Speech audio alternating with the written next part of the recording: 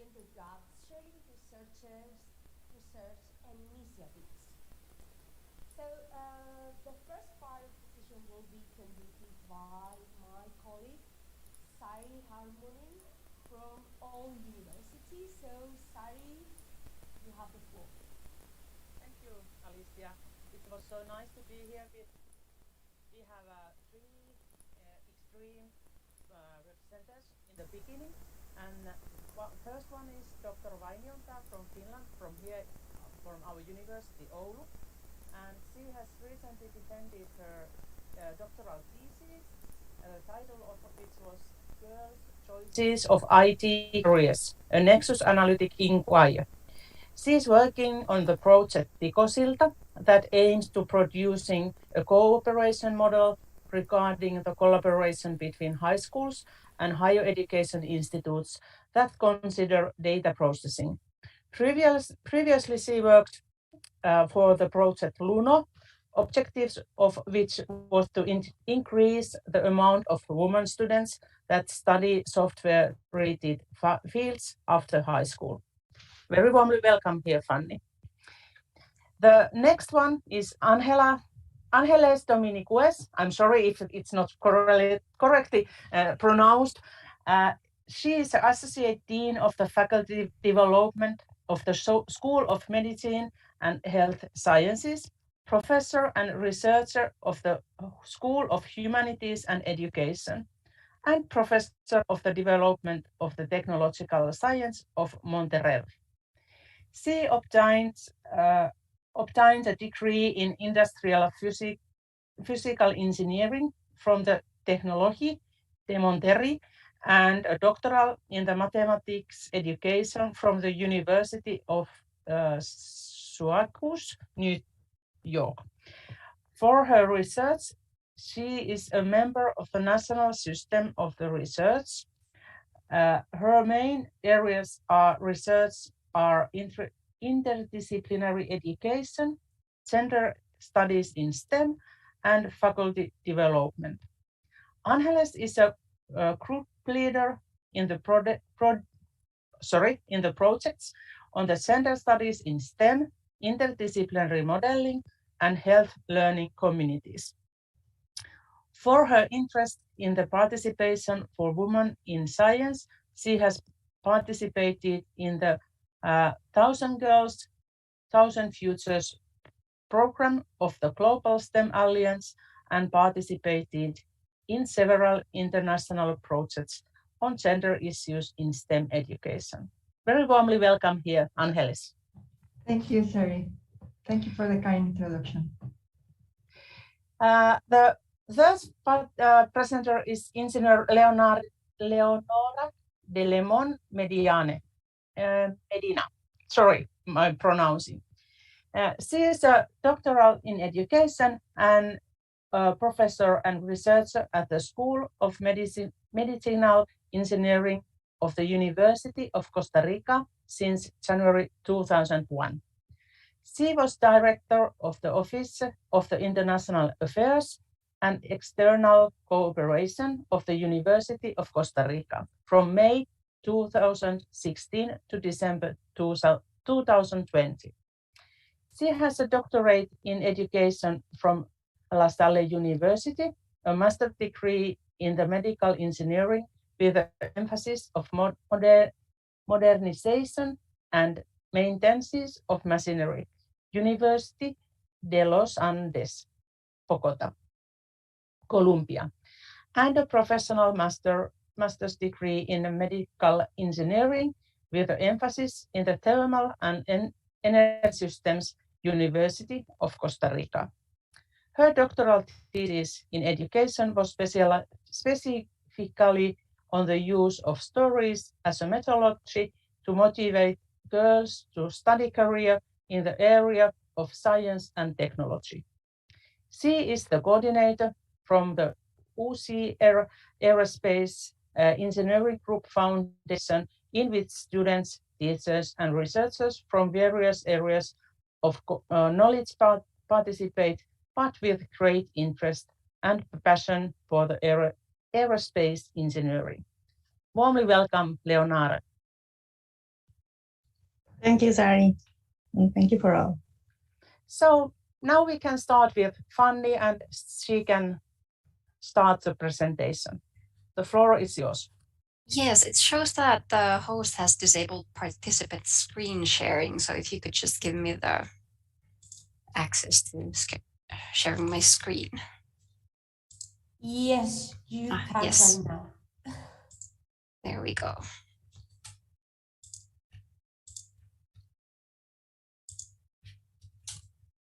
All right. Perfect. And I'll just, no, okay. So, sorry, I'll just try something else. Don't it's worry. always with this. No, still the other one. And we're the people in technology. All right, now it looks better, Perfect. I think. Yes. Yes, thank you. So I'm Fanny. Nice to meet you all. And I'm from Finland. I work in the University of Oulu. And today I was thinking of talking to you about lessons learned from collaboration with Finnish high schools, and particularly on the girls' choices of IT careers. So let's see if this will work.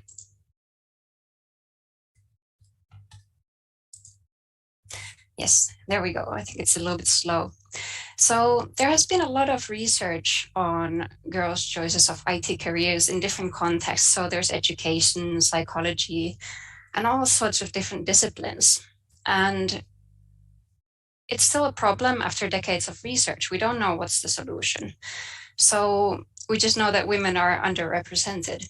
So I wanted to get more into qualitative methods and see what's behind this phenomena in Finland, as we have this country with a lot of technology and supposedly great equality among people, but women are still choosing not to join the technology fields. And behind this work is literature from the field of information systems and computer science. And I also included in my studies, I wonder if I should put this up here so you can see better. All right, so I included in my studies the high school students themselves. There were the teachers that teach IT subjects, who are usually also math and science teachers. There were study guidance counselors and university students and women in IT. So we have a different selection of people that give kind of a different perspectives on this topic.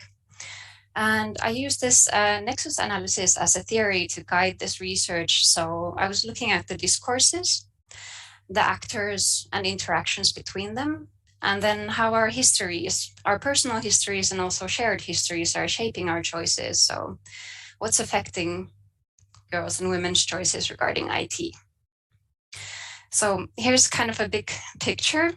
I know it can seem like a little bit much information, but essentially it's about all the actors that are there surrounding the girls' choice of IT careers. So there's the girls themselves, there's the high schools and different actors such as teachers, family. So it's the high school context, but also there's a lot of different players included in this. And you can see that there's intentional and unintentional exclusion. And the idea here is that high school is going to be this site of exclusion where these problematic discourses, interactions, and histories, they all come together and they support this educational segregation when it comes to IT subjects. So if you look at the picture, you can maybe see that the unintentional exclusion comes from other people, but then the girls themselves can decide, I want to be excluded from IT. And then I think an interesting point is that the current Finnish high school curricula excludes IT in a sense that they expect that we learn ICT skills from other subjects. So we're using Word or Excel in our studies and we're supposed to learn something about IT. So it leaves the students as users rather than developers of IT. And I think that's a problem here. So I will not go deeper into this, but next step into some insights on discourses on IT and IT careers. So the women, they were high school student girls women from our field of studies in university and women in the work life. And they had 3 different subject positions where they would be resistant. So not my thing, I don't want to do it. I'm not interested. Then there's the indifferent where could be all right, but I don't really care about it, so I'm not going to do it. And then there's this explorer type of position where everything is interesting, but this also means that you're interested in all kinds of other things. So IT may not be a priority and you choose something else, but the position can change. So that's the interesting bit. And discourses on information technology itself were these same old discourses that we already know, that technology is something alien, distant, and it's extra. You have to select it as an extra in your curriculum. And I can't. I don't know what I'm doing. Then this prove yourself, not just to other people, but yourself. You need to prove to yourself that you can do it. And then men introduced me to IT. So this is this long history of us seeing technology as something that's behind men. It's in their skills and their know-how, so we need to be invited by them. And while these traditional norms, assumptions, and gendered understandings of information technology, they're still supporting this educational segregation, women can still question these discourses. And it seems that they can change their mind because the decision is a process. And it's quite interesting that in our field, we still talk about career choice as picking a path or a pipeline. So you choose something and you end up at the other end as a professional of something, but that's just not true, especially in our field, because the career paths are so diverse and we have a lot of people changing their careers as adults from healthcare, for example. I'm sorry, I hope you can't hear someone's renovating in my neighbor. And within my thesis, I wanted to shortly talk about this entrepreneurship course that I tried to do. So I see a little problem in us educating people about IT when they're young, when we only talk about coding. We see news where it's like, oh, we need more coders, we need programmers. But information technology is so much more than that. We need designers, we need people who manage things, understand the business and history and culture. So I wanted to do something fun and interesting in the high school context. I created this entrepreneurship course where the students could come up with any idea they want. And they could link it to technology, and then we would go through these different things that we do in the IT field, like brainstorming, and we do product development, and we visited a digital fabrication laboratory and gave these different experiences with the idea that go, explore, have fun, and then maybe find your interest. And it seemed that this was quite a positive experience for the young people, and they got a better understanding of the field. And I think an interesting point is that the student essays revealed things that we can address in, well, it can be student marketing, it could be within the education that we provide, that these young people have an interest in entrepreneurship because they believe that it gives them freedom and this agency to do what they want and decide for themselves. And they're interested in sustainability. It's the environment, it's the well-being of people. They want to do good, they want to help. So we could talk about how can we improve the world through ICT, also talking about what the negative aspects can be, but we need to talk about these things, I think. And there's this concern over where technology is headed. So what's happening around us, what's happening to us concerning technology. So there were these references to movies like WALL-E, where people become very lazy because of technology. There were mentions of unemployment, as we may have all heard, technology is taking our jobs, because there's not really true discussion, especially with the younger people, about what it means when we have more technology and what kind. And there was this discussion over technology taking over, so we lose control, like in the Terminator movies. So we could see the young people taking these meanings that we brought from our field into this education context, negotiating them and discussing their experiences, and then shaping it in their own way and finding their own understanding of this field. And I'm quite happy to say that some people found a specific interest in there, but of course not everybody is going to decide after this, like, yes, I will become an IT professional. But it seemed like a good and interesting thing. And we're doing follow-up research on this now to see how this is going, as we're not in the school context anymore, but the course is still ongoing with this teacher. And behind this project, there's the research part. So there was this Luno project that was mentioned. So here we try to bring this knowledge of ICT into high school context in different kind of ways. So we wanted to introduce the subject and also particularly motivate the girls to get an interest and try it out and see if it's their thing. And as a result of this project, we managed to create this set of tools for any high schools to take. They're available online, so any teacher can use them. So there's this very basic IT info PowerPoint slides, so maybe not the most innovative thing, but information that the teachers can take and use. We used to do these and pilot these in the high schools and ask for feedback and then provide them now online for teachers to use. Then there were different IT courses, such as the one that I mentioned. There was also game coding. And there was this, I really like this idea of studying history through game design. So they had to take a part of Finnish history and learn it through developing a game, designing all these characters in it and what happens in it, accurate to history. So that was very fun. We had a fun kind of IT aptitude test that's very humorous, like what kind of dog would you be if you were a dog type of thing. And all the answers are something in IT, like, oh, you like culture and these things, you could do maybe something like this. So just encouraging and fun.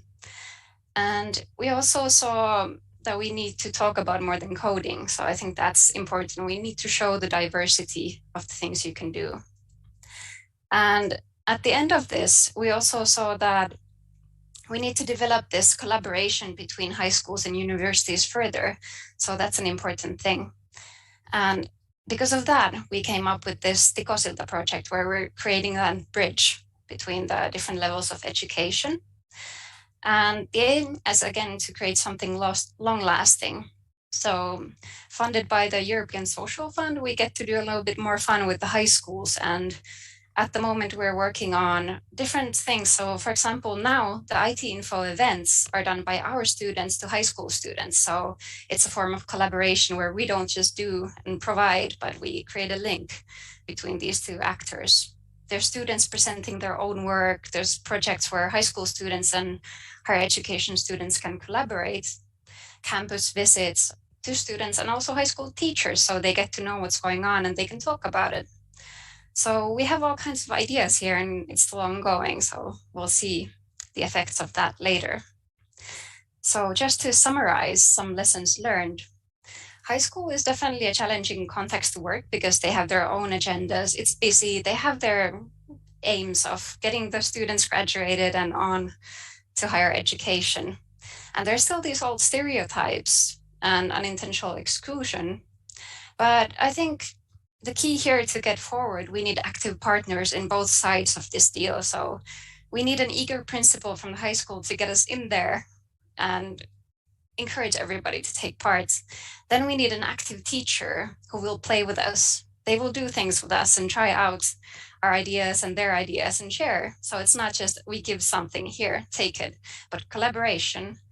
And it's honestly challenging to get the high school students to participate in non-mandatory things. So it needs to be fun. It needs to be interesting. That's a key. And finally, I think this can be a win-win scenario. So both the secondary and higher education can benefit because, well, as researchers, you get the data, but also we can do student marketing in a way like this because we want more students. We want them to be interested and motivated. And it's interesting project work for us. And the high schools, they get new kinds of contents from us from the field and all kinds of interesting happenings that are going on in technology and good experiences for the students. So fun, interesting outsider experience would be maybe the things that they get based on what we have understood from our feedback. So that's the end of that. Thank you. And I hope you found it interesting. I hope I didn't go too much overtime. Oh, thank you, Fanny, so much for your presentation. Next, we will have an Ángeles presentation, and after the Leonora presentation, we have some questions for you for answering. So please, Ángeles, stage is yours. Sure, let me share my screen. No, I put it into them. And I hope you are all seeing my, Yes. my presentation now. Yes. Thank you very much. I found very interesting the talk before from Fanny. I wanted to congratulate her before I start, because I think precisely what they are doing, basing their initiatives on research, is what we have to do. What I'm going to present now is what we have been doing at the Tecnológico of Monterrey, Mexico. I have entitled my talk, Paving the Way of Women in STEM, Institutional Initiatives for Research and Good Practices. And I am Ángeles Domínguez from Tecnológico of Monterrey, Mexico.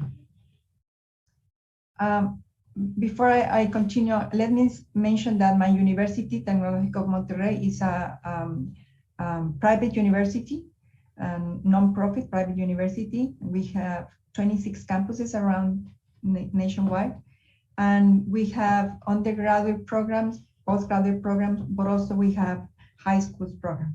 And what we are trying to do here conveys everything for all our programs and all campuses. So it's always nationwide. Some of the things that I'm going to be focusing today are about the good practices and the research that we have been conducting at the university.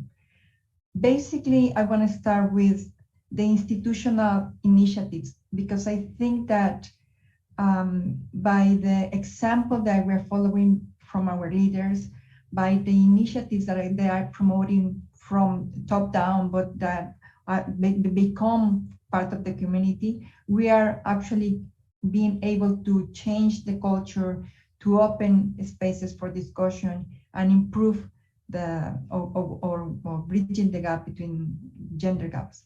So in particular, we're going to be focusing on three main aspects. One is the Center for the Recognition of Human Dignity, that fosters precisely on human dignity and actions, initiatives, and it has many activities within the center.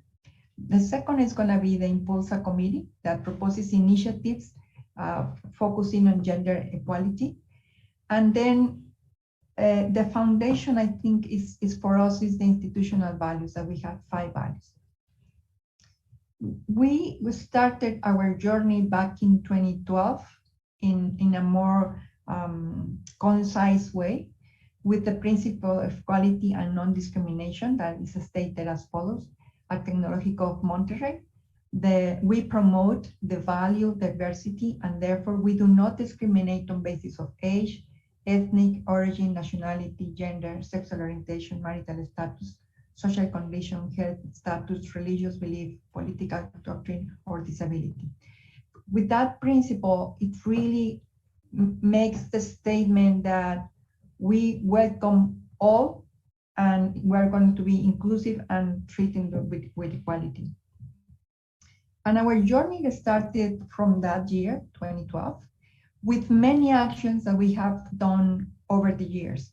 In this roadmap, in this journey, I've been using colors for each of the years. For instance, in 2012, when we started these more conscious activities, we started with the principle of equality, and also we started having different types of space to work that were more inclusive.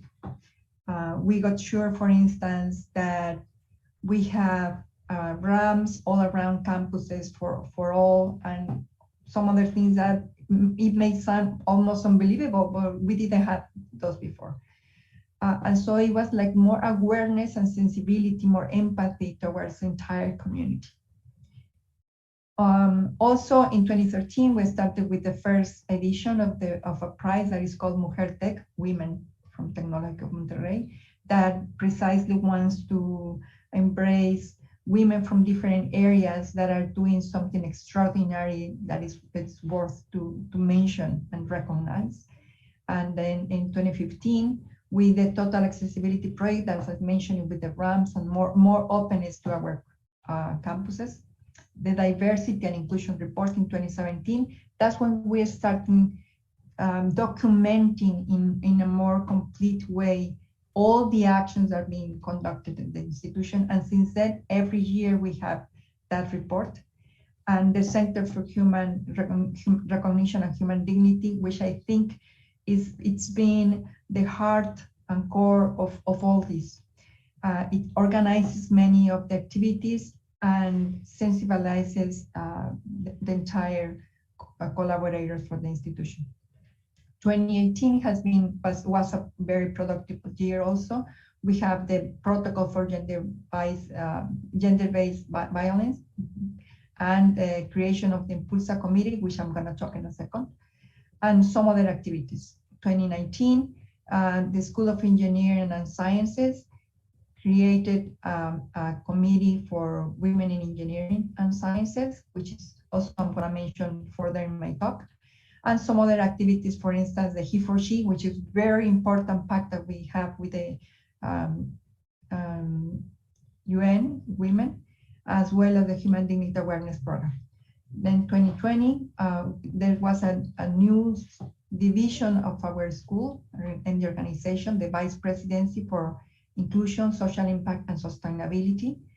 And again, that is one of the key points that now are organizing everything that we're doing for teachers, for students, for all the collaborators. And human rights campaign that we have the PTMX certification. And now we have the gender equality plan for the next 5 years. Also, I'm going to be talking about the Impulsa network in a moment. These are some of the ideas of some of the initiatives that we have been working, and behind each of these, there is many people collaborating at all institutional levels and in a very horizontal way. So I think it's very engaging for all. The Center for the Recognition of Human Dignity, I would like to mention that it's been the core of everything, because the way they have been working as a conciliator, but very objective center, with kind of visualizing and checking that everything is working for all. As it says, recognition of human dignity in order to become a safer, more equal, diverse, and inclusive institution, promoting human flourishing. Human flourishing is something that we have in our mission now. And so by having this center, we are trying to englobe all that we're doing, taking always the person at the center and taking care of everything. So if there is any cases of violence or discrimination, the center will take care of that. Always focusing on what else can be done to bridge the gap of gender gap, to connect the community, create more awareness. It has many activities that it's been helping us to not only sensitize people, but also making them ambassadors of actions. So we just not only get to know the difficulties or the differences that exist, but also what can we do, each of us. And also the Impulsa committee, that's very, very important in our institution. It started first as focusing on how we could have more women in the directive, in the higher levels of the organization. But now, since that, we have been working better, as you can see in the numbers. Now we are expanding the role in taking some other actions, like, for instance, the network for women that I'm going to mention in a moment, and creating the other protocols that are going to help us to better promote and convey the gender equality in our institution. The main axis of work is gender equality plan that we already have, the management development for all women, the pay equity, it was all analyzed that there were some differences in salary for women and for men. So now we have this this idea of we shouldn't be discriminated against women for that. So all that has been taking a lot of time, and I think we need to recognize from our institution the openness to do it and say we were wrong, we need to improve and change and help everyone with this.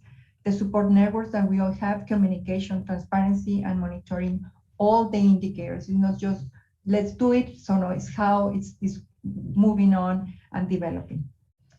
And then, as I mentioned, the institutional values, I think that are also a platform for what we do. And there are many activities that an institution does to promote them in a way that becomes our culture. So it's not just something that is written on a paper, that we promote that everyone, students, teachers, directors, everyone collaborating at the institution needs to follow them.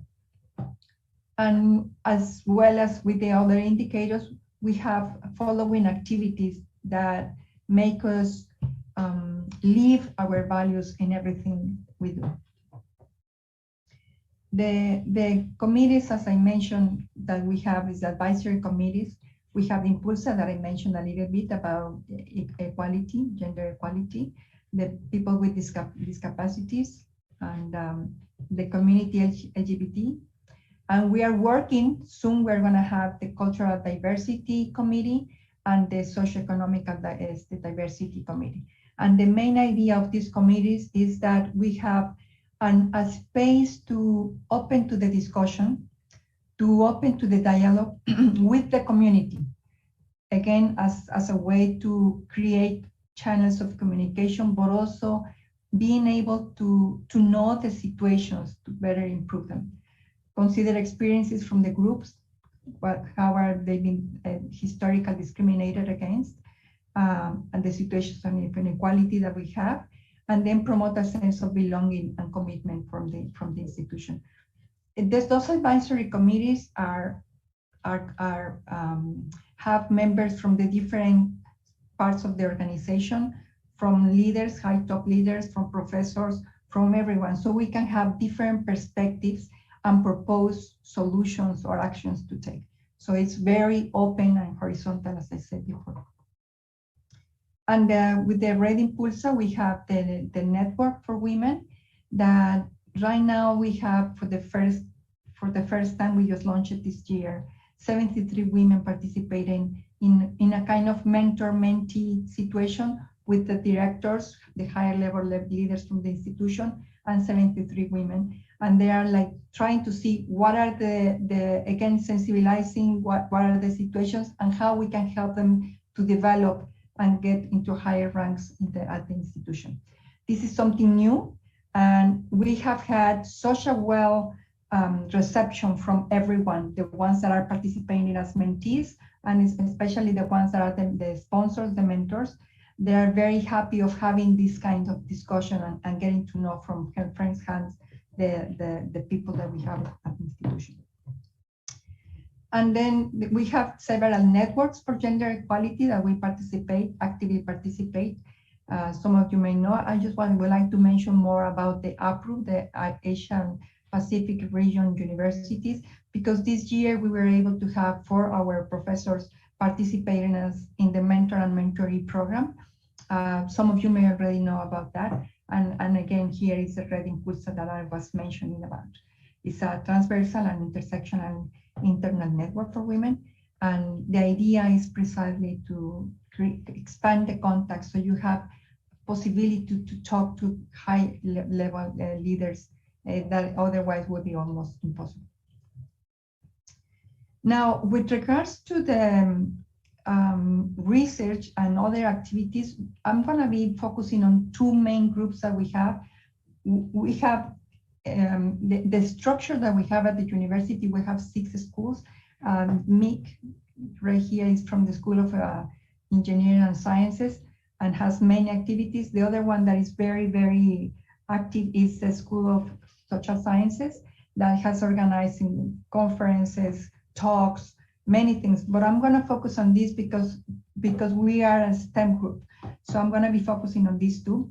MIC has been a very productive group It started 2 years ago, and they have conducted talks, seminars, activities with the students. They have also a mentorship program.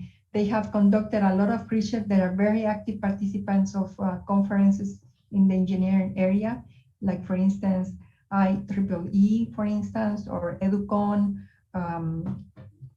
So they have a lot of research that they have been conducting with that. And also many activities that reach out to students within the organization, and also they are trying to do it outreach. As you know from WSTEM at the Tecnológico of Monterrey, we have also been conducting activities with the students. Like we have, for instance, the pizza, gender, and STEM discussion that we have opened for students, and we talk about the situations that they face as the students, trying to also get it into the open, what are the things that we have and what we can be done. We have also conducted many webinars since the pandemic. We have them online, also presenting at the conferences, and we are now having 2 books that we're going to be publishing precisely on those topics, one in Spanish and one in English, that we hopefully will be able to share with you next semester. And we had one of our students, doctoral students, conducting research also in gender issues. And unfortunately, that person wasn't able to continue the program, but we have things that develop from the earliest stages of her research. And last but not least, I would like to focus on this particular group that has been also an initiative from the institution. Having these interdisciplinary groups, research groups. In this particular group, there are 5 schools represented: the engineering and sciences, medicine and health sciences, humanities and education, architecture, and social sciences. And from this group, we have now focusing on socially oriented interdisciplinary STEM education. And the main idea is that we want to analyze, to further understand what are the challenges of the 21st century through education that is going to be promoting diversity, equity, and inclusion. And the final product of this vision is to achieve a high quality education that generates human resources with comprehensive training that generates sustainable vision, integrating approaches from social sciences, humanities, and arts. So we want to be very, very inclusive in what we do.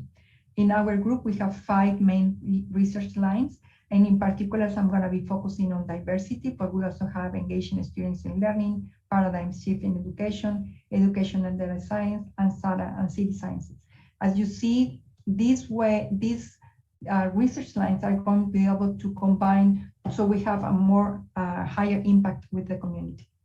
In particular, with the diversity, equity, and inclusion research line, the group promotes awareness of the presence of individual differences, justice, impartiality, and equity, and environments which everyone feels welcome. We are a 16 group research group, and part of the group is going to be focusing on this research line. We already have some background on that, and so we are hoping to build upon that. And last, I would like just to mention that for this group, we have some openings for postdoctoral research, and it's going to be 100% supported for 1 year with the possibility of extension for 2 years.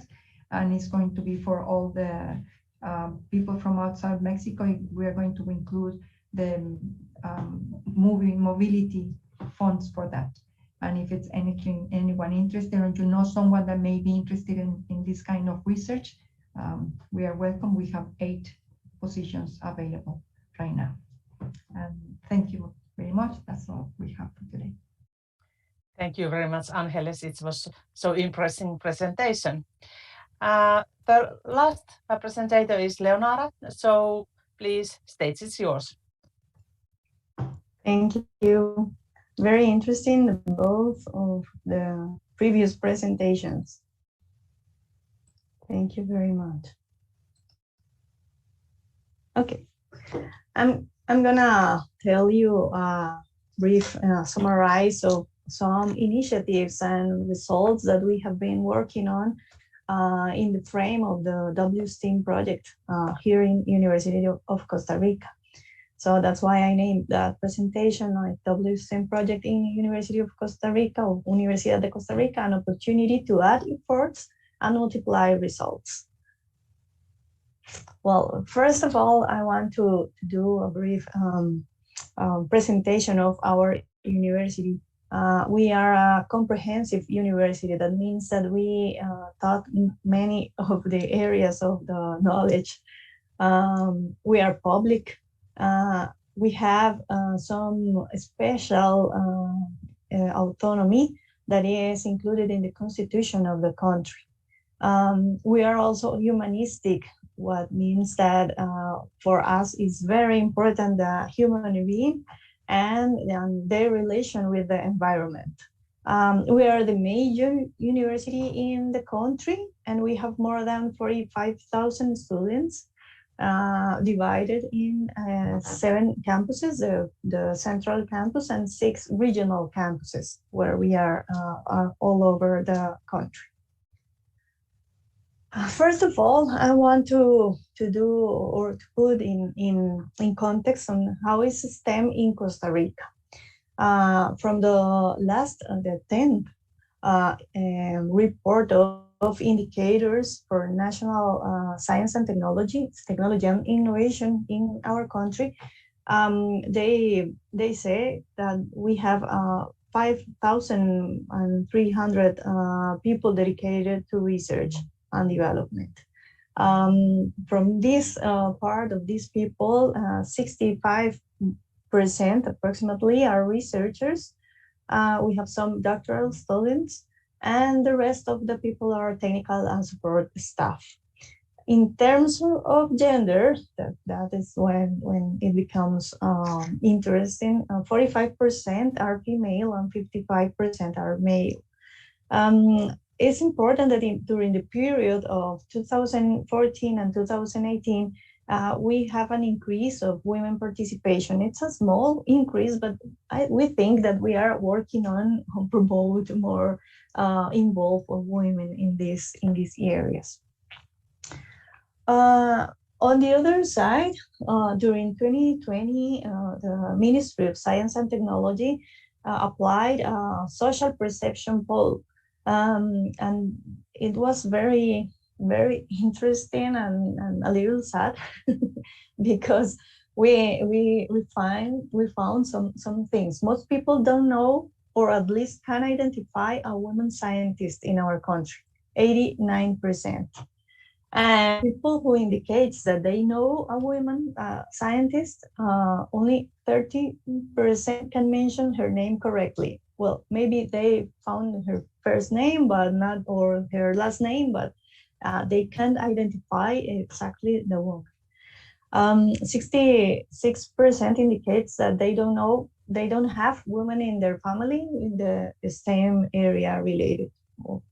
They consider that, well, I mean, that's what the perception of people, right? They consider that women have more capabilities for careers like education, nursery, and social sciences. We see 53%. High-tech industry prefers to hire males. That's what people think. And girls are stimulated to study careers related to family care. Well, that gave us some important data that we have to take advantage of that, trying to change a little in our country. Well, on the other side, in the University of Costa Rica, well, this is like a photo of the STEM in university. We have, those are all the careers related with STEM areas. And I want to highlight 2 of the colors of the graphic because there are too many. One is the graduated, that is in red, and the other one is the dark blue.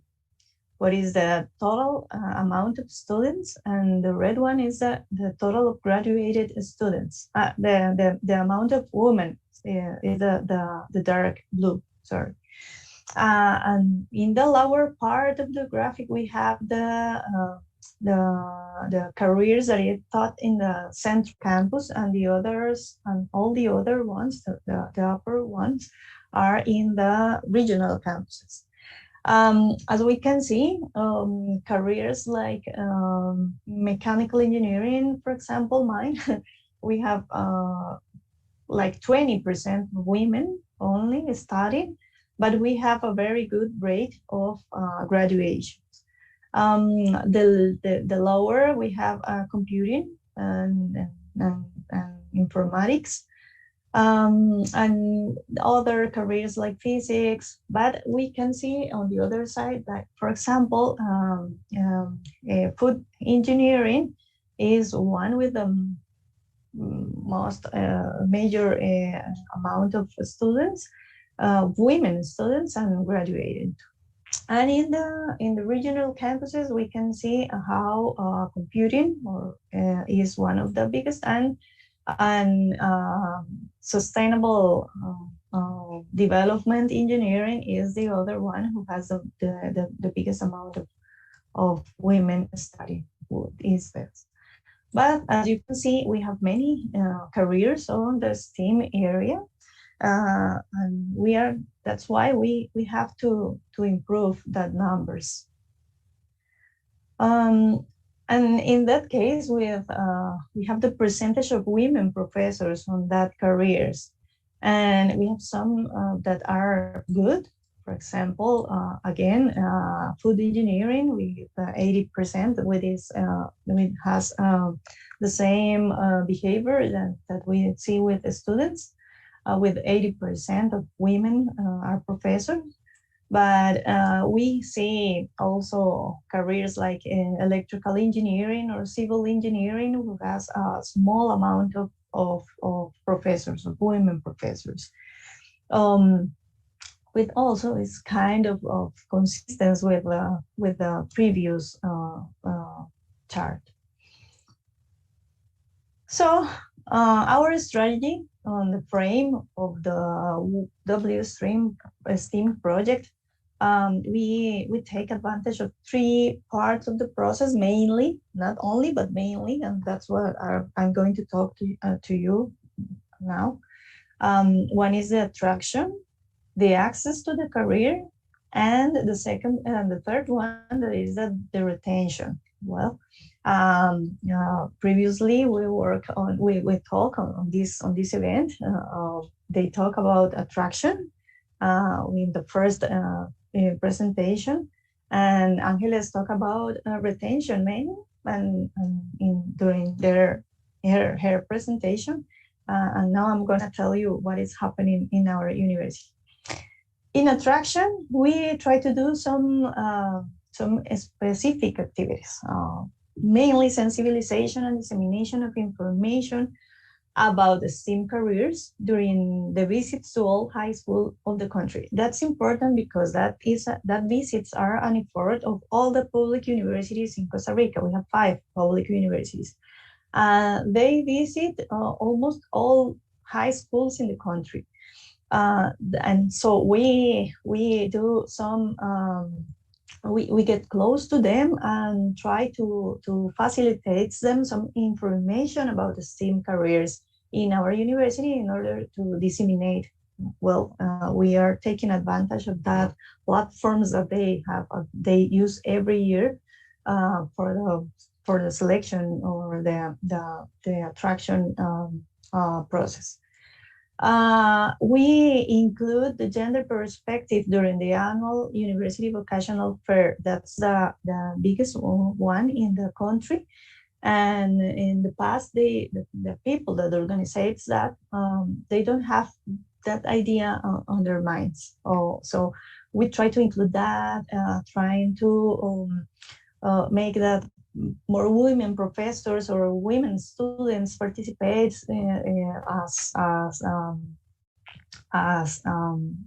well during the exposition, during the fair.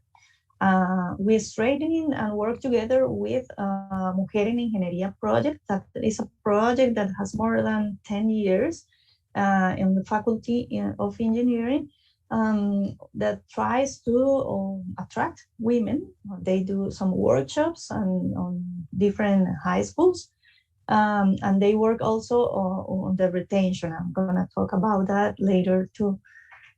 We participate in the summer science camps also, and all the researchers that participates on WSTEM UCR participates also in many activities for high school students and general publics. So we have participation in many activities and always trying all these careers teams and motivating women to study these careers.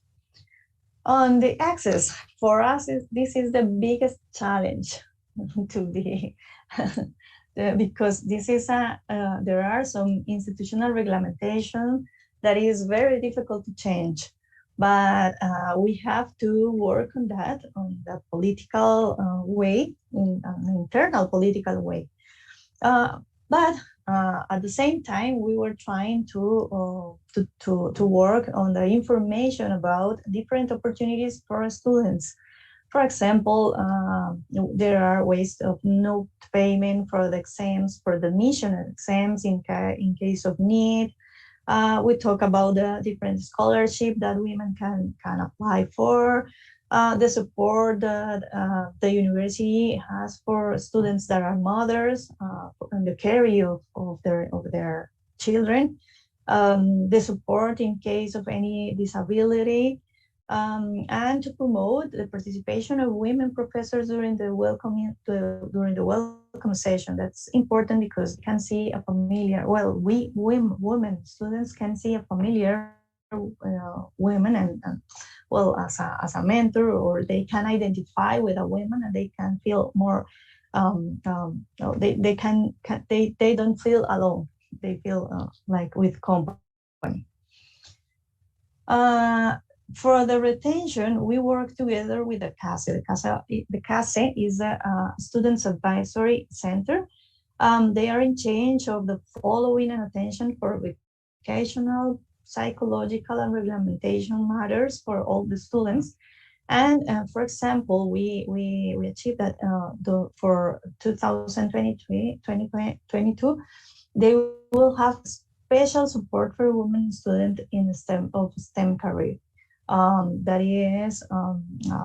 was a labor that we work on, trying to sensibilize them and making see that it's important for women that studies STEM careers, because they have different charge they are going to give them some special support from now.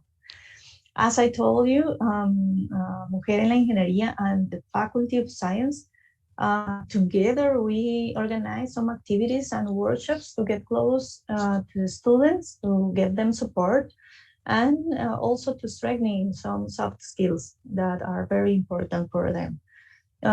We are trying to create that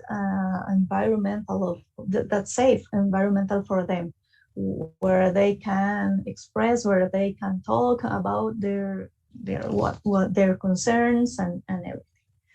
And we organize a strong campaign against sexual harassment and sexism on academia. That's some examples of that. The pictures that we said on the campaign. We said no es correcto. It means that's not right. And we take some phrases that the students repeat, that professors tell them in some parts of their career, and that are not good, and we reply that and tell students, well, that's not good. If something like that happens, you have to talk, and you can. Those are the channels to canalize the information, and we are going to take some actions in order to prevent that happens again.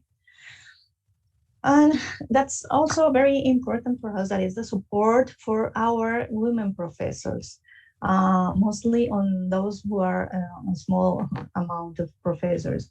And we, during this 2021, we created a committee of women professors for the Faculty of Engineering and a committee of women professors in the Faculty of Science. So we are now organized as professors, as women professors, and we are planning some research projects and some other activities, and that creates again a community of women, and we can feel support, and that will be that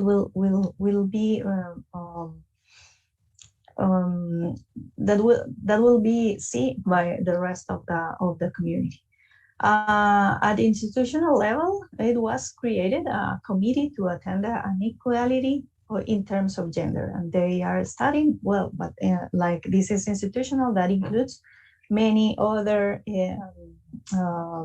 parts of the university, the social sciences, the faculty, the research of women affairs institute, etc. But that was, we are doing some small steps on that way. As main conclusions until now for this project and the rest, because that's not ending and we have to continue working on that. Well, Costa Rica needs that women participate actively in works in STEM area to achieve a real sustainable development.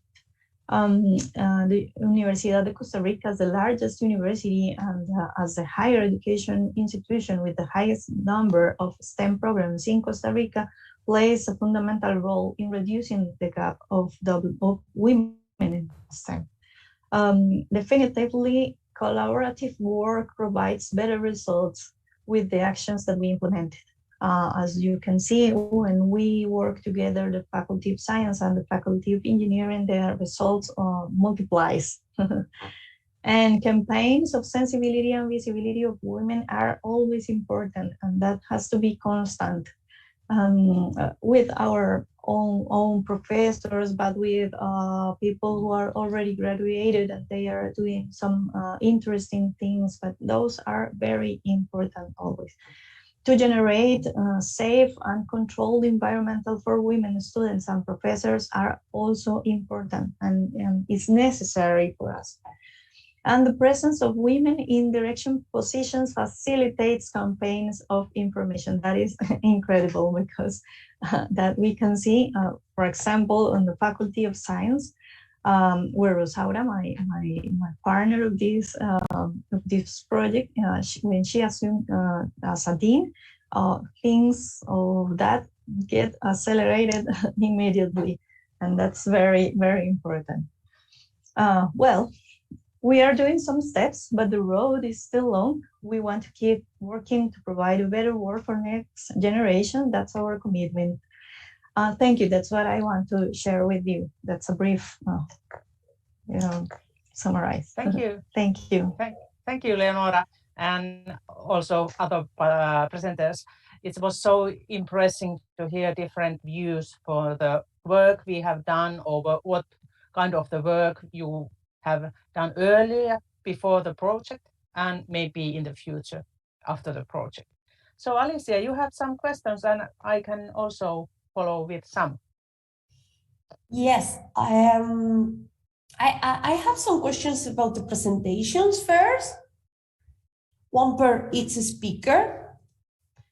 So first for Fanny, the resources that you were talking about during the first part of the presentation are available in English, and could you share the link? Well, because we have been dealing with Finnish high schools and they mostly teach in Finnish. They are unfortunately in Finnish, but I can share the materials. I think you can still see something useful maybe in them. So, okay. And you can see how the tools are shared online. So maybe that's an interesting thing. Great, because I think it could be useful to be available also for maybe not right now if it's in Finnish, but maybe someone in another activity could translate. So it would be great. And also on the other hand, for Ángeles, Do you think the Center for Human Dignity could be transferred to another institutions? Thank you for your question, Alicia. I think that the vision that we have at the institution is being able to share our learnings, assets and failures with the rest of the community in Latin America and the world. So I'm sure that there is a way that we can find to share materials and see how we can become a greater community. We have the resources, especially. I think that there's been a lot of work on there and the things that we can share together. And I'm sure that maybe the other institutions don't have a center like that, but they have actions and initiatives that are being doing around their institutions. So it will be very interesting to have those kinds of discussions and see how we can learn from each other and contribute. Thank you, Ángeles. Also, if someone has a question or someone from YouTube or Facebook can share it. And finally, for Leonora, you mentioned promoting the participation of women professors during the welcome sessions. Do you feel any resistance from teachers to be involved in this measure? I mean, sometimes the same professor, the same women professors are always the same, involved in the same activities. So do you find some kind of resistance or a barrier to continue this kind of promotion? No, not at all. In fact, when we invite women to participate, women professors to participate, they feel very good because not always has been involved in these sessions. So it's very good. The same when we invited them to do some speech about their work or something, they feel good. So I think that's part of the important. That's like motivate everyone in the chain. Thank you, Leonora. If there are any more questions. Yes, Irving, you can open your microphone. Hi, and apologies for missing the first presentation. I got on the meeting a little bit late, but my question really is for the second presentation for Ángeles. And I was interested to, I suppose, hear your journey, which started as a journey of, if you like, equality and no discrimination. But yet, as we go through that journey and we think about positive policies for women in STEM, we're actually thinking about and implementing what I would call positive discrimination, in a sense, still trying to, I suppose, if you like, rebalance the imbalance between male and female in STEM subjects. So I'm just wondering how you counterbalance that view between positive discrimination for women in STEM against an institutional policy which almost says we've no discrimination. That's a very interesting question, and I really thank you for that. Precisely that, our rector in a conference yesterday was mentioning that how we can avoid having that situation. And I think that the question that he was posed yesterday in that forum was about having a quote, an indicator that said you have to have so many women for this or giving them the opportunity. And he said that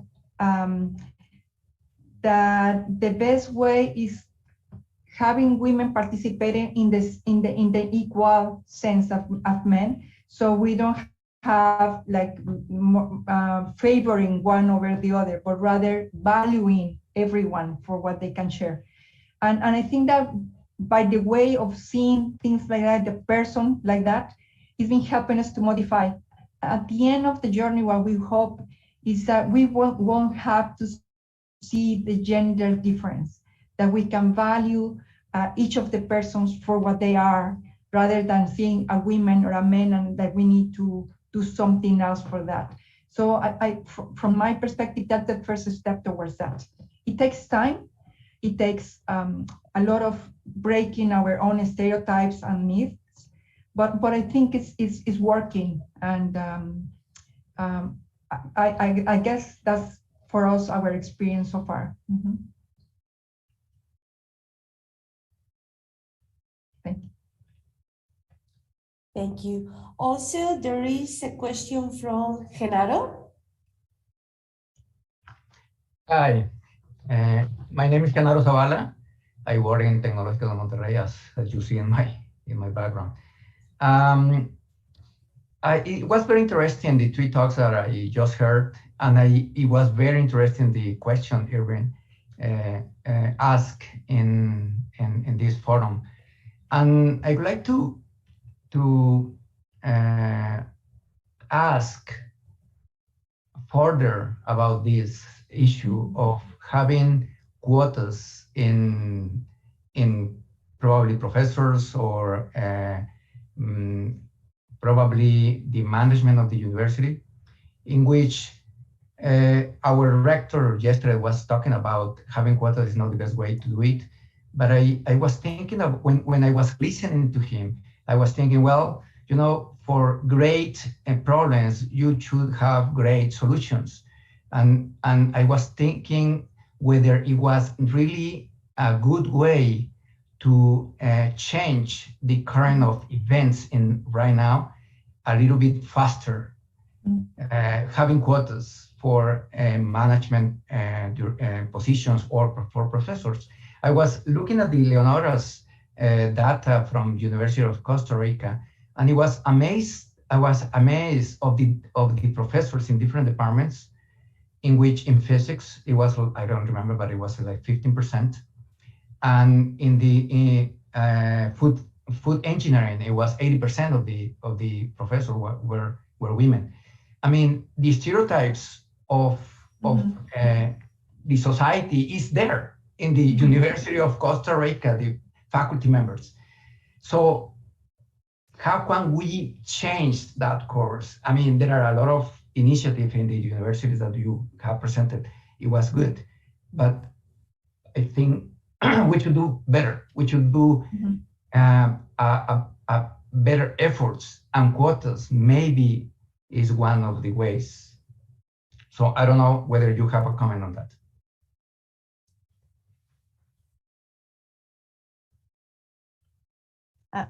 Can I? I agree with Genaro. I think that's one way. It's not the only one. It's not the only way to improve with quotas, but it's one way to try to improve that. When I told you that our challenge was on the reglementation, because mainly for the attraction or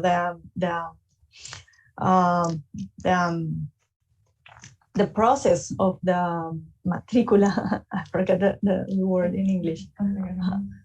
Well, it's very difficult. And for example, in our university, there are some positive discrimination for some high school where the rate of students that come into the university are very low. So they give some cupos, sorry, some quotas for students that came for those specific colleges or high schools. So why can't we do something similar for women in some specific careers? So that's the things that we are trying to work on, that we have to put on the table, and that we have to work on political, with all this data, but we have to work on a political way in the university. But that's a process that is not from the morning to the night. Thank you, Leonora. I think Mary wants to say something. So Mary.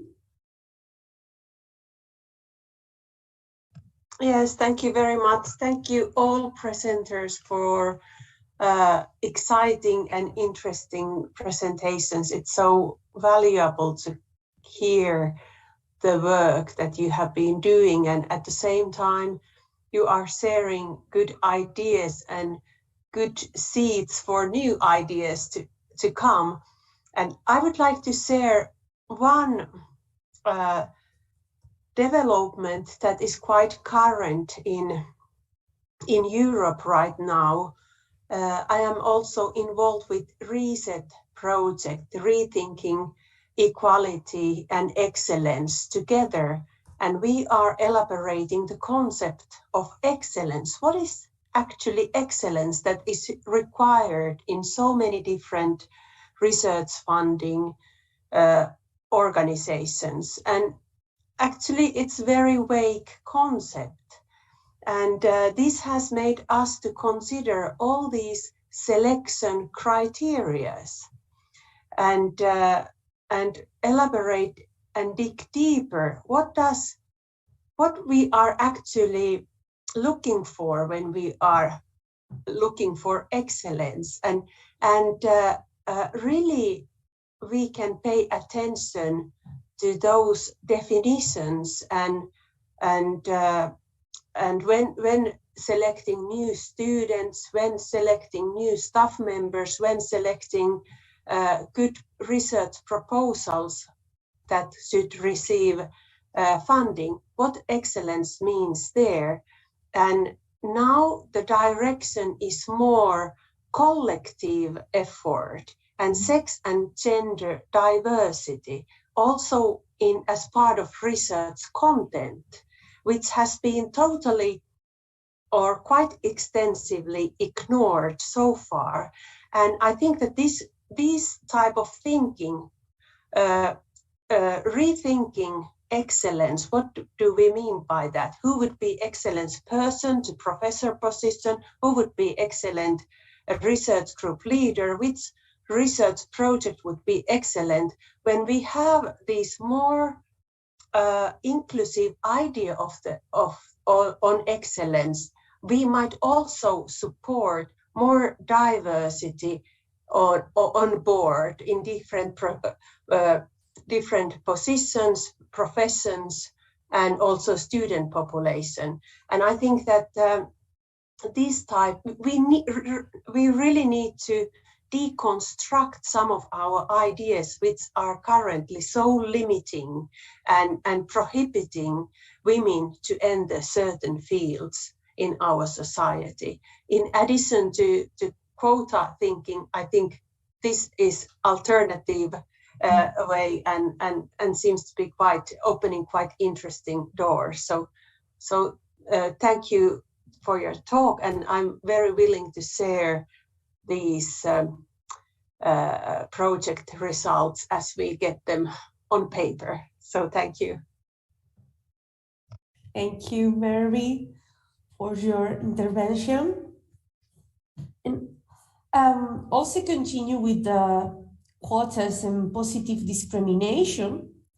Only an example, in Spain, when you apply to a research project from the Ministry of Education, you have to create a team taking into account equality. So your research team should be include more or less, it's not necessarily 50%, but it could be 60% of women and men in the research team.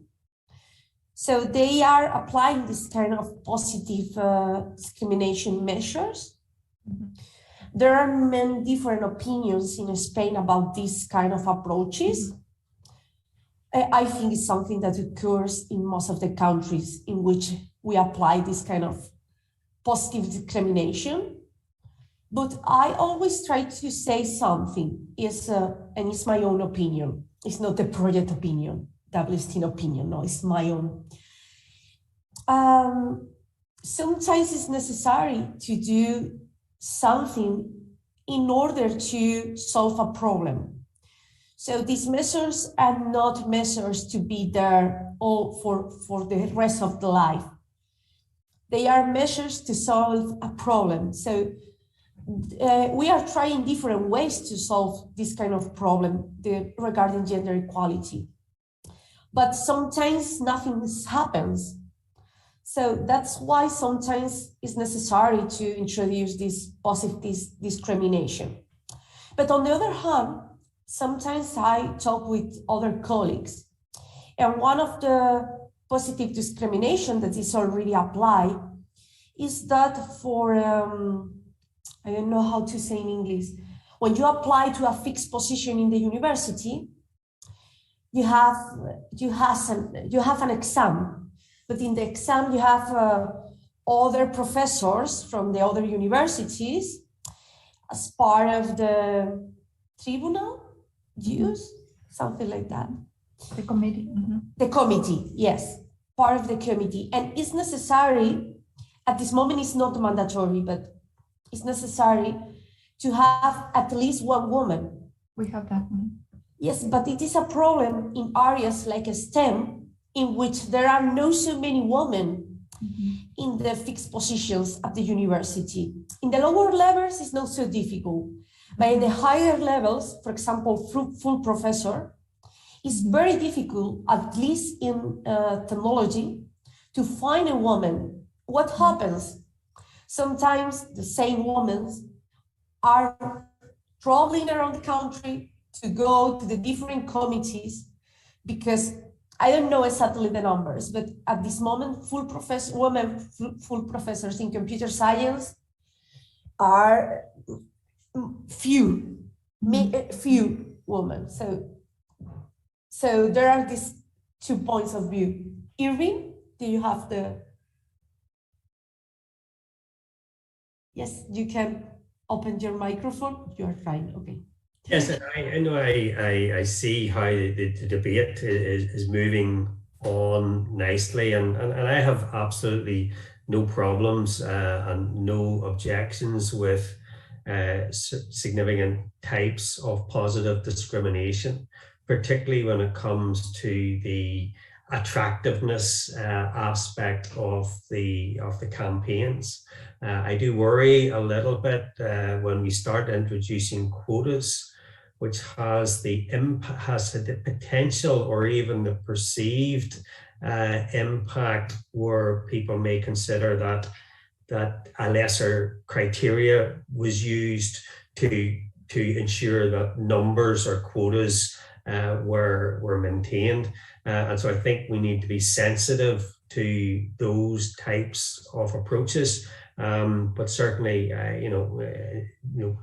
in order to address the imbalance, we do need to implement and significantly implement positive discrimination campaigns. There's absolutely no question about that.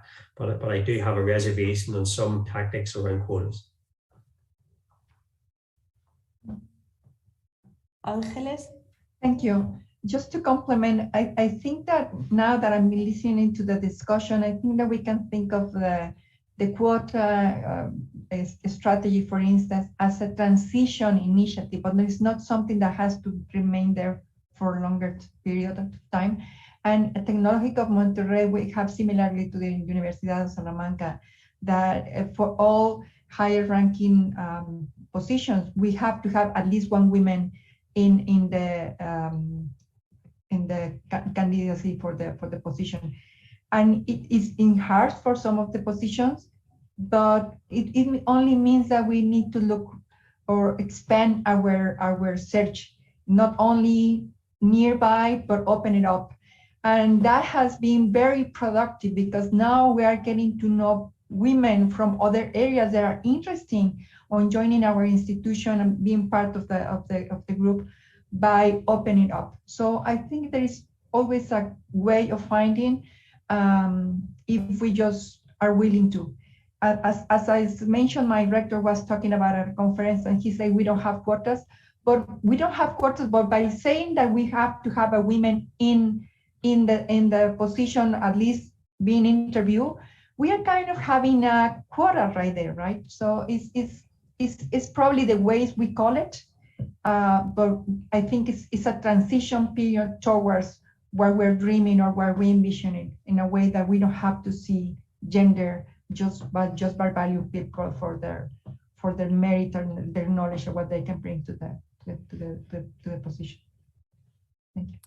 Thank you, Ángeles. And time is running, and I want to ask one question from each of the representatives. So there has been many examples of actions to reduce the gender gap in STEM.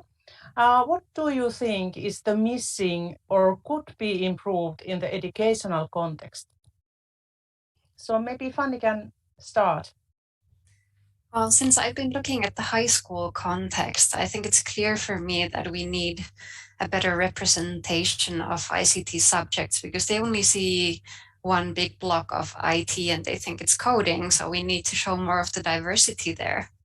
And if I can only very quickly comment that I think one interesting opportunity for us is that we get a lot of adult women who come to study for us or with us. And I think that's one opportunity. We need to take them all. So we get more women's representation, because I think it looks like women need a little bit more time because of all these stereotypes and everything they have to overcome. So they might first become a nurse or whatever, and then realize like, oh, I actually can study technology, and we might get more women this way. So I think that's an interesting thing. Thank you, Fanny. How about Ángeles? What is your opinion? Thank you for your question. I would like to respond for the different stages that we have. For instance, for the project WSTEM, as Leonora mentioned them, we have attraction, access, retention, and also I'm going to mention for the ones that we call promotion. For the access, for the attraction, I think that I coincide with Fanny. We need more broader view of the disciplines and what it means there. Who makes or constructs science or technology as a role models? For the access, in my perspective at my institution, we need to modify some of the institutional policies. Like for instance, in that case, an indicator saying we have to attract or follow up women that are interested in STEM sciences, instead of just making it in general, focusing on some of the women groups of women of girls interest. In the guidance for us, what has been lacking, I think, is we have engaged a lot of women in engineering participating in this, but it has to be a broader call to the community. It's not only women, we need also men contributing. So we really get to the equality culture that we're envisioning.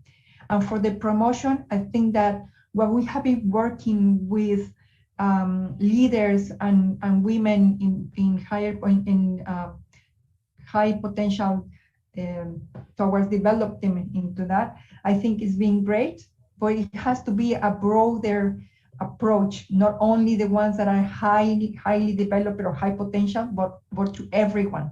So we have to find a way to make it more, so first of all, sustainable, and second of all, for everyone, because now it's just a group, like I mentioned, 73 women right now have that opportunity, but 73 is a teeny tiny piece from all that we are at the institution. So we need to find a better ways to make it for everyone. Thank you, Ángeles. What is your opinion, Leonora? Well, I'm going to speak since my own experience. As a professor, when I did my thesis, and obviously as an engineering. I think that visibilization of other women are important in all that stages. Since the attraction, for example, for women in different levels. For example, Fanny told us about one specific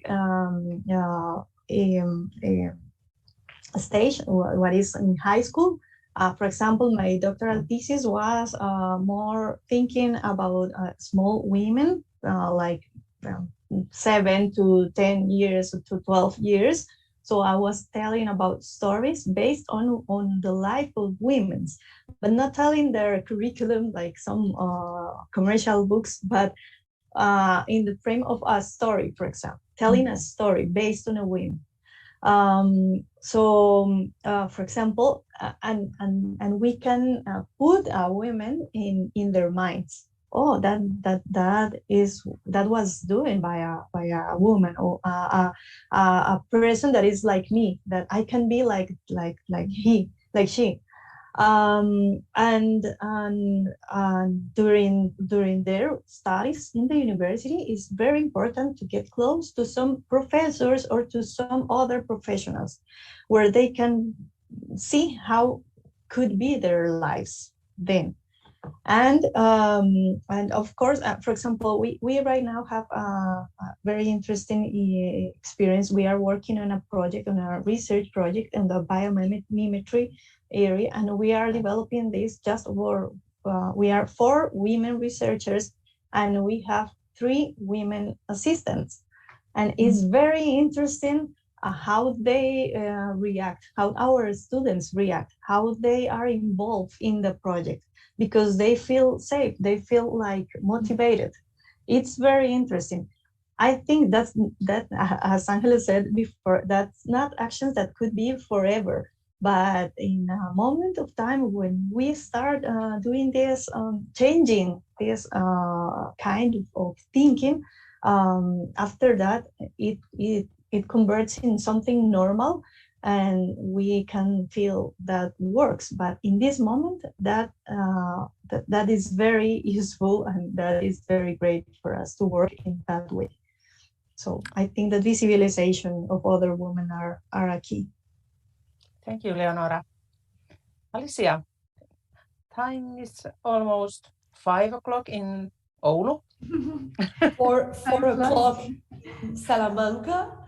I think 8 o'clock in Costa Rica. 9 in Ireland. So is it time to close the session? It has been so nice to hear different views for our important title, and different opinions, and very lively and impressive discussion which we have done after the presentations. I want to thank all the participants, and I wish we can reorganize the similar session during the spring. Yes, it will be great. So we can organize. And thank you very much, Sari, for being the person who started the preparation of this event. And thank you very much always to the speakers and to the participants that join us in the discussion. And of course, say thank you to Itzel, that is always there to prepare the technical part and support the streaming. So thank you very much, and see you in the social networks. Yes. Have a nice day and evening. Bye-bye. Thank you. Bye. Bye-bye. Bye. Thank you. Bye-bye.